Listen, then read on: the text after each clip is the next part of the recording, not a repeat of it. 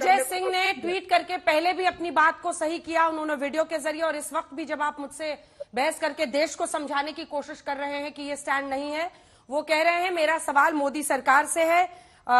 मोदी सरकार से फिर वो सवाल पूछ रहे हैं। उनका कहना है सशस्त्र बलों को सर्वोच्च सम्मान मैंने दिया है, लेकिन सैन्य अफसरों से सवाल नहीं करके मैं सरकार से पूछ रहा हूं कि सर्जिकल स्ट्राइक पर सरकार जवाब दे।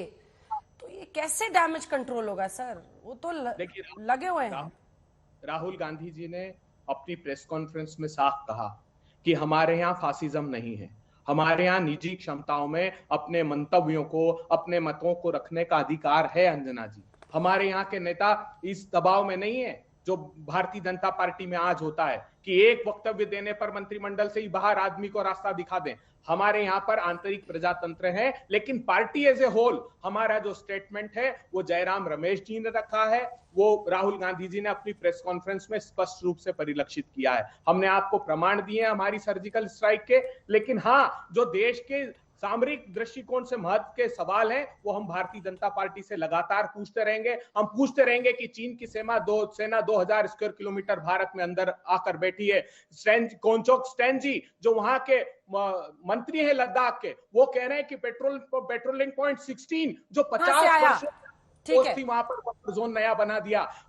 फिंगर एरिया में नया बफर जोन बना दिया गया। दौलत पे गोल्डी की हमारी एयर स्ट्रिप के नीचे पेट्रोलिंग पॉइंट 10, 11, 12A, 13 को ब्लॉकेट कर दिया गया है। वहां पर चीन की सेना बैठी हुई है। ये सवाल हम प्रासंगिकता से खड़े करते रहेंगे। इसमें भारत की अस्मिता की रक्षा के लिए हमको जो भी बात कहनी है, कदम उठाने, हम वो हर कदम उठाएंगे। 300 kg RDX कहां से आया? पहला सवाल है, कौन इसके लिए जिम्मेदार है कि इंटेलिजेंस फेलियर हुआ और 40 CRPF के जवानों पर उनकी शहादत हुई। दूसरा सवाल है 300 किलो RDX कहां से आया? ये तमाम सवाल वो पूछ रहे हैं। सुधांशु जी, ये सवाल आपकी तरफ से है क्या? अभय जी, अभय जी एक सेकंड सर, अभय जी ये सवाल आपकी तरफ से भी है क्या? अभय जी, जी जी, ये सवाल आपकी तरफ से भी है क्या? देखिए, उसमें तो लोकसभा में जवाब दिया है सरकार ने कि जांच जारी है। ठीक, जवाब दीजिए। लोकसभा में कई सांसदों ने प्रश्न पूछा, अकेले दिग्विजय सिंह जी ने नहीं। इनसे पूछा है तो इन्होंने कहा कि जांच जारी है। उसकी जवाब सुनते हैं। हाँ, सुधांशु जी।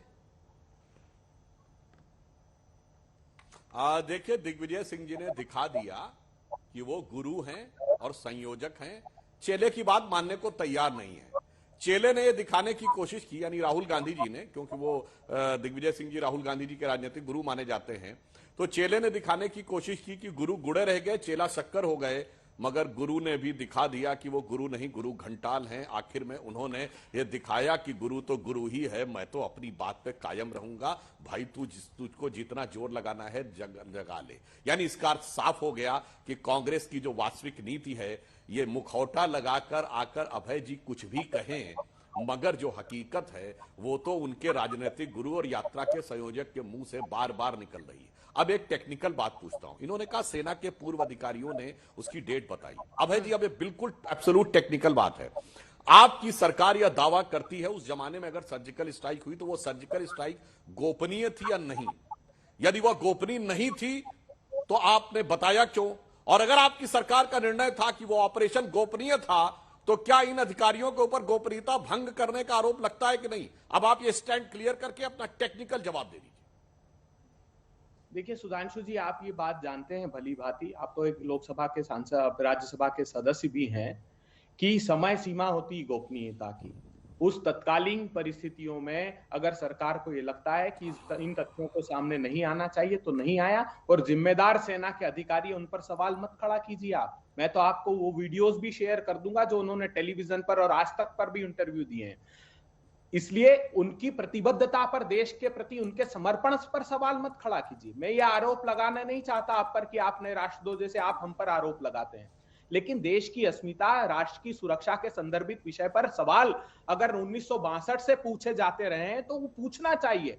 हर एक प्रतिपक्षी दल का यह दायित्व है, नहीं तो इतिहास लिखा जाएगा तो वो इतिहास क्षमा नहीं करेगा कि हमने अपने दायित्वों को नहीं निभाया। मैंने बार बार आपसे पूछा कि वो दस्तावेज आपने क्यों छुपाए? जो सेना ने, जो डिफेंस मिनिस्ट्री ने डाले थे चीन के संदर्भित विषय पर, कम से कम वो तो आप वेबसाइट से नहीं हटाते। आपकी रक्षा मंत्री, तत्कालीन रक्षा मंत्री निर्मला सीतारमण जी का 5 मार्च 2018 का जवाब उठाकर देख लीजिए। डोकलाम में आपने प्रेस स्टेटमेंट क्या दिया था भारतीय जनता पार्टी ने कि डिसंगेजमेंट हो गया है, दोनों सेना अपने अपने स्थान पर चली गई। लेकिन निर्मला सीतारमण जी ने बताया कि उसी स्थान पर चीन ने परमानेंट मिलिट्री इंफ्रास्ट्रक्चर बना लिया है, जिसकी प्रतियां भी मैंने कई बार चैनल पर दिखाई। तो देश को दिग्भ्रमित करना बंद कर दीजिए, सेना के पीछे छुपना बंद कर दीजिए।